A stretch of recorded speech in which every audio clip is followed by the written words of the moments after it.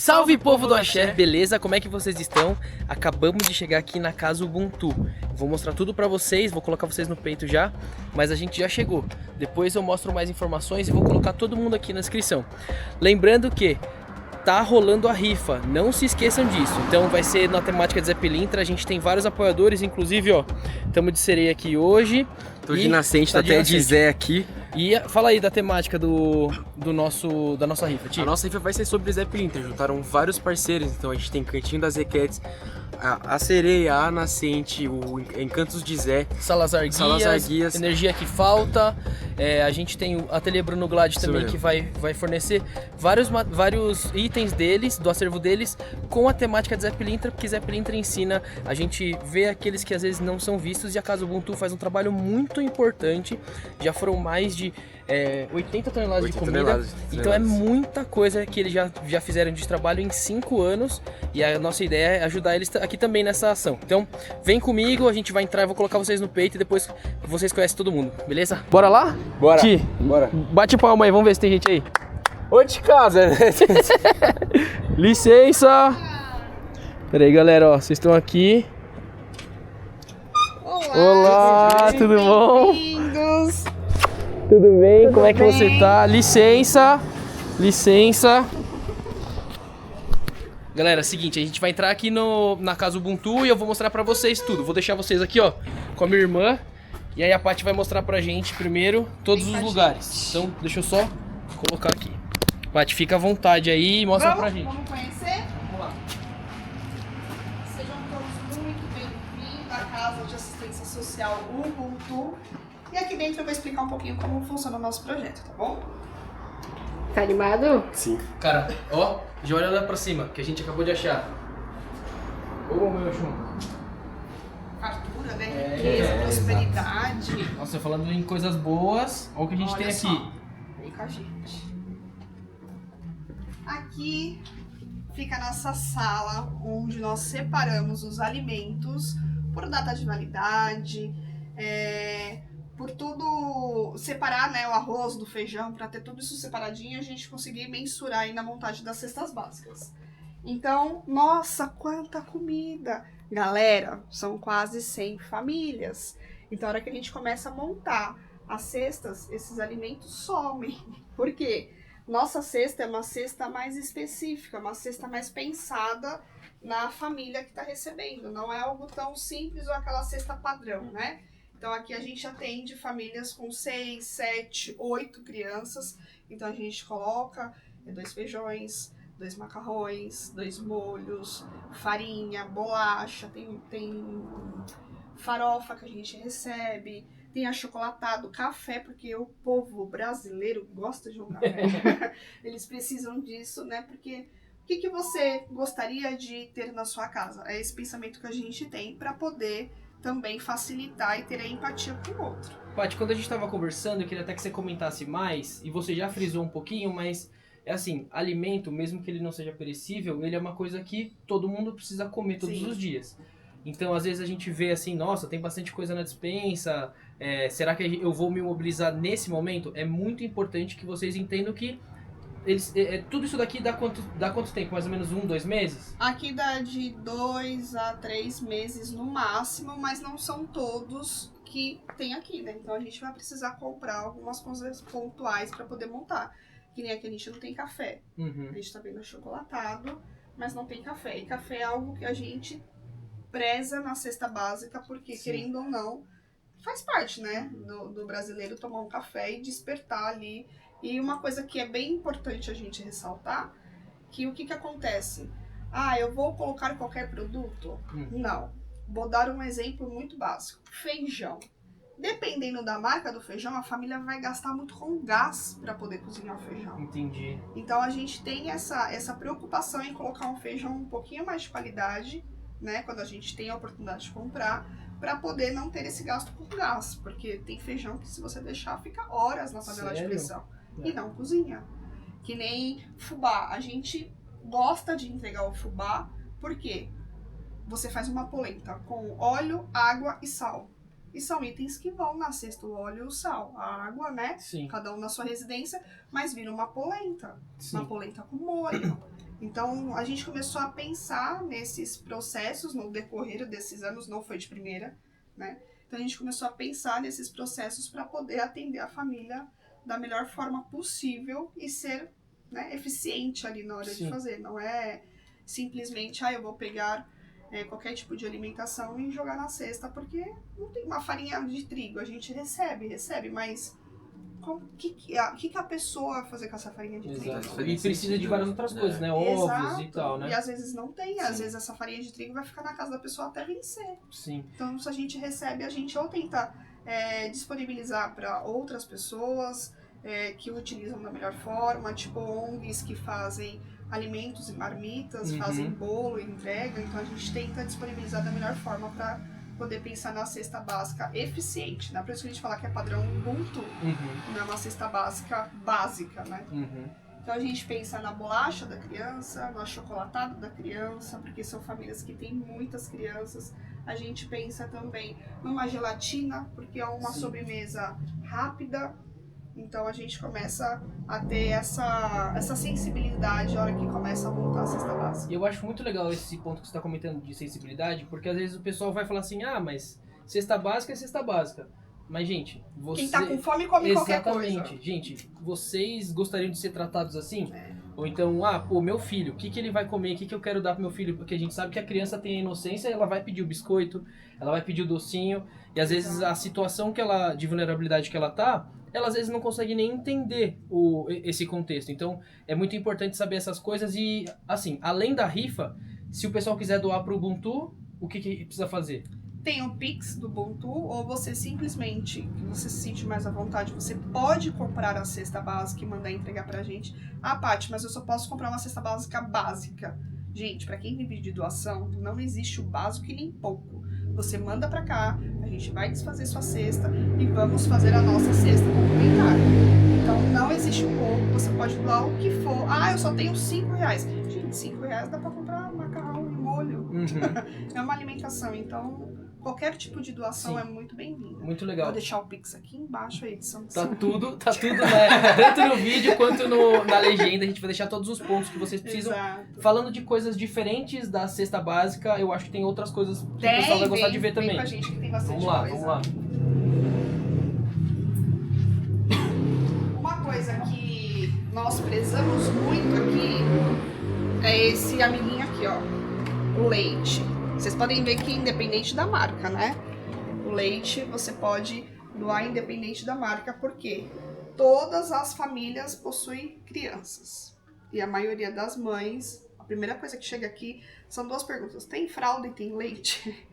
Então já meio que virou um item da cesta, mas a gente tem muita dificuldade em conseguir leite, tá? Aqui tem o óleo e aqui o nosso kit de higiene, porque a gente nós iniciamos, né, o projeto Ubuntu no período da pandemia. Então, no período da pandemia, a gente prezava muito pela higiene, todo mundo sabe, né, o terror que foi.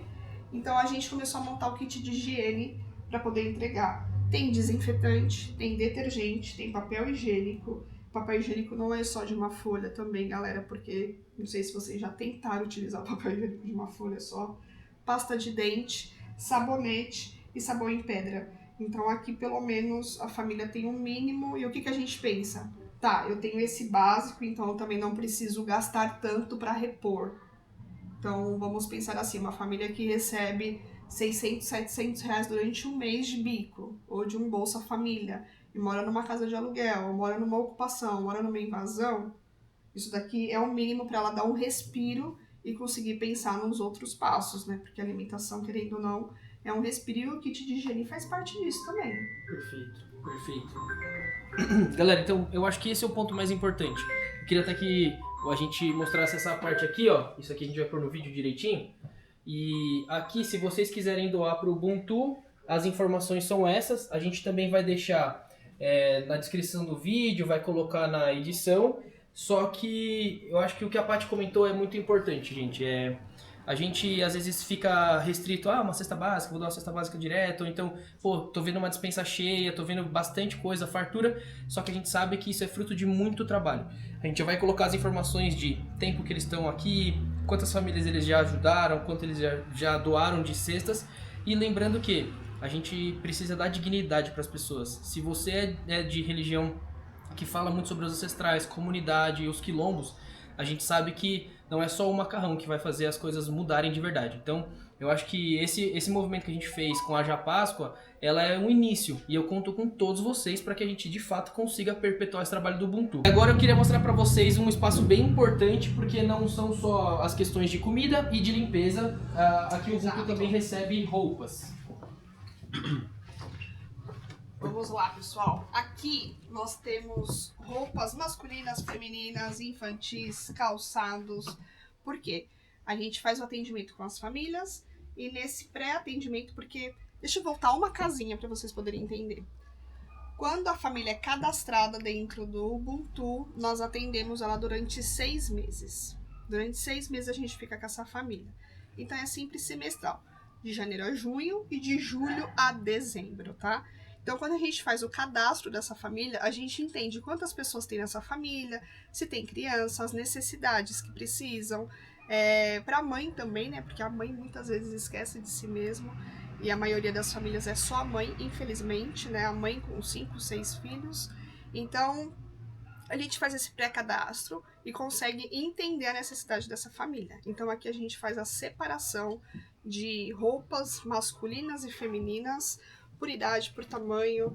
Então aí a gente tem uma pessoa responsável por isso no momento, que é a nossa voluntária Simone, que ela vem aqui e faz essa separação. Era isso que eu ia falar, é muito legal ter a separação direta, porque aí também fica muito mais simples pro pessoal ver. Muitas vezes fala, me ajuda, eu tenho uma filha de 5 anos, não tenho roupa. Então até pro pessoal que já tem a roupa um pouco mais antiga, o filho tá crescendo, o sobrinho tá crescendo, a gente pode receber as roupas aqui também? Pode receber sim. Então a gente recebe aqui roupas. Uma coisa que nos solicitam muito é roupa de cama e roupa de banho.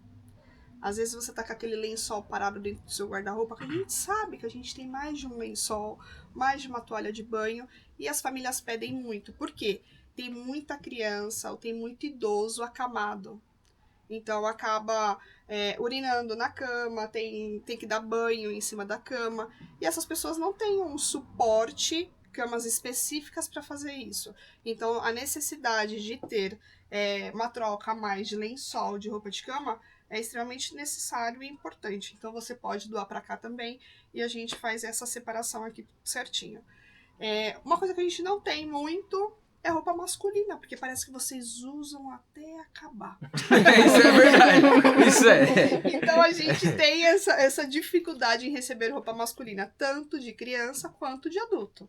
Então se você tem aí o seu guarda-roupa, dá uma olhadinha, tenho certeza que tem uma peça aí que você não usa mais, pode servir em alguém aqui desse lado. Pai, sabe o que eu ia te perguntar, que a gente conversou um pouquinho antes e eu gostei muito? A história do nome do bazar, um pouquinho como foi o nome. Aí vocês pegam num cantinho. O bazar chama Bazar Rosa Lila. Por que Bazar Rosa Lila? O início da ONG, lá em 2020, nós iniciamos a ONG na casa da minha avó. E minha avó já faleceu há alguns anos e a casa estava trancada. Então não tinha utilidade. Era tipo, vai colocando aí, sabe, os filhos que... eu tenho uma cama que sobrou, põe lá, um colchão que sobrou. E quando a gente iniciou esse projeto, foi lá a nossa primeira sede, aqui é a nossa segunda sede, né? Então foi lá a nossa primeira sede.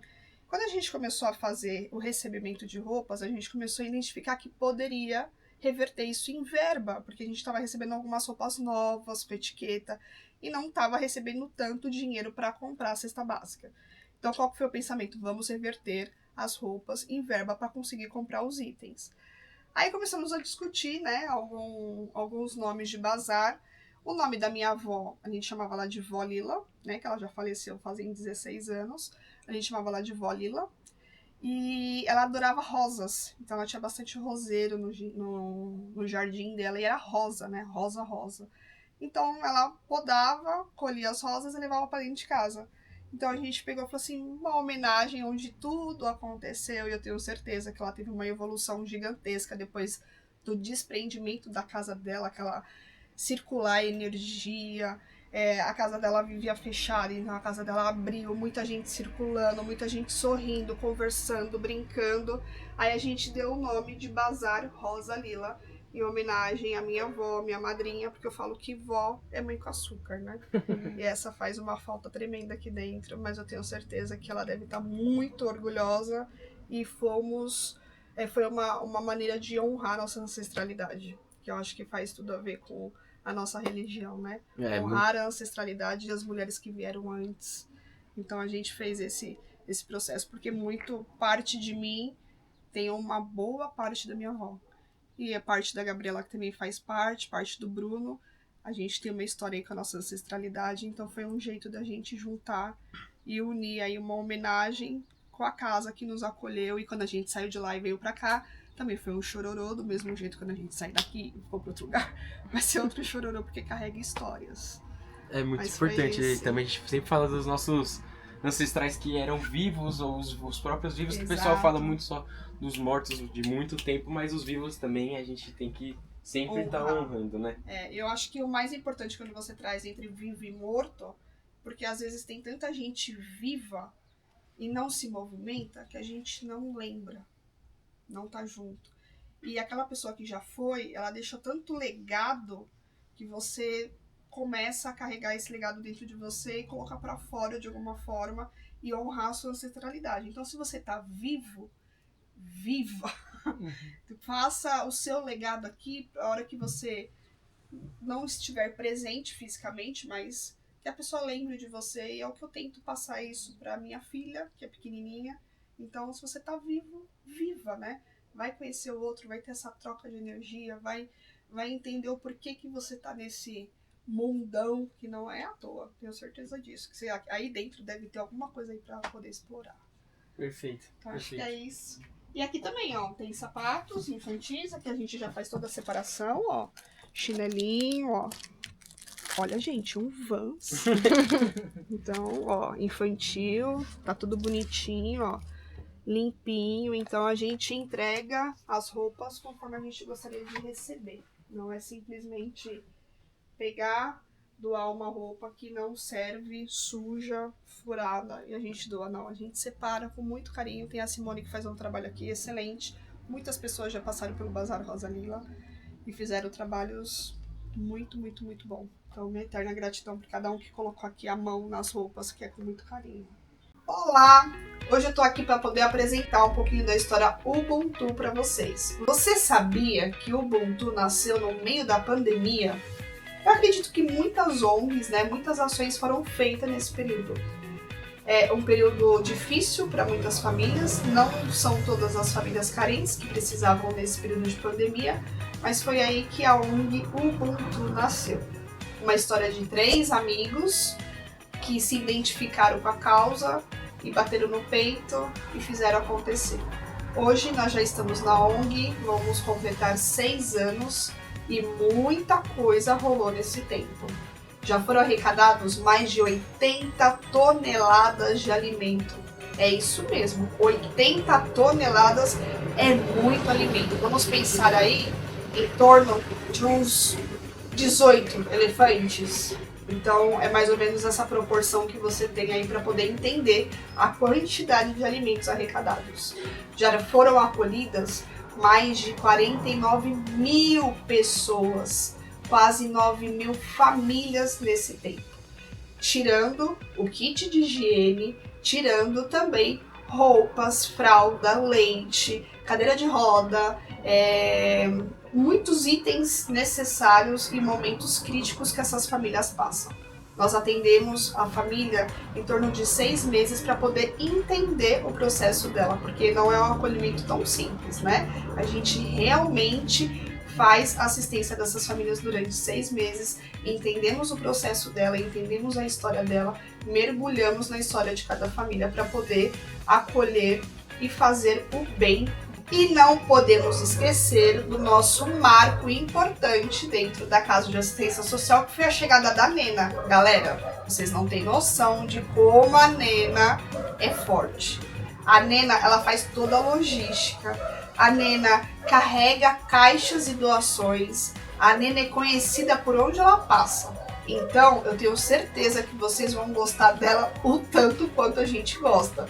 Então, dá uma olhadinha em quem é a Nena e como ela atua aqui dentro da Casa de Assistência Social. Então, se você sente essa vontade no seu coração, já fez algum trabalho voluntário, gostaria de conhecer alguma ONG, a gente aqui está de portas abertas para você poder conhecer e entender como funciona esse trabalho tão bonito e tão prazeroso, porque há uma grande diferença entre solidariedade e caridade. E eu tenho certeza que a hora que você experimentar sobre a caridade, vai transformar você aqui dentro. Então fique à vontade para fazer parte da família Ubuntu.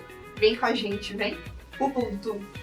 E para finalizar, a gente não podia deixar de falar sobre a nossa rifa solidária. Então vocês já conheceram o Ubuntu, a casa toda, entenderam a relevância que eles têm para as pessoas que eles atendem. A gente conta com a colaboração de vocês e a gente está fazendo o nosso processo de captação também para ajudar essa Páscoa das crianças, fazendo a nossa rifa solidária. Os nossos parceiros doaram itens, a gente vai deixar aqui na descrição todos os parceiros que também fazem parte dessa campanha. E para cada rifa comprada, as crianças vão ganhar uma caixa de bombom. E além da rifa, se você sentir no seu coração e quiser contribuir com a Casa Ubuntu, não se esqueça. Aqui a gente vai deixar as informações tanto nesse banner, mas aqui embaixo também tem. E se você quiser adotar uma criança, doe uma caixinha de bombom, porque são mais de 300 crianças que vão receber uma Páscoa muito mais doce. Pratique o Ubuntu, vem você também.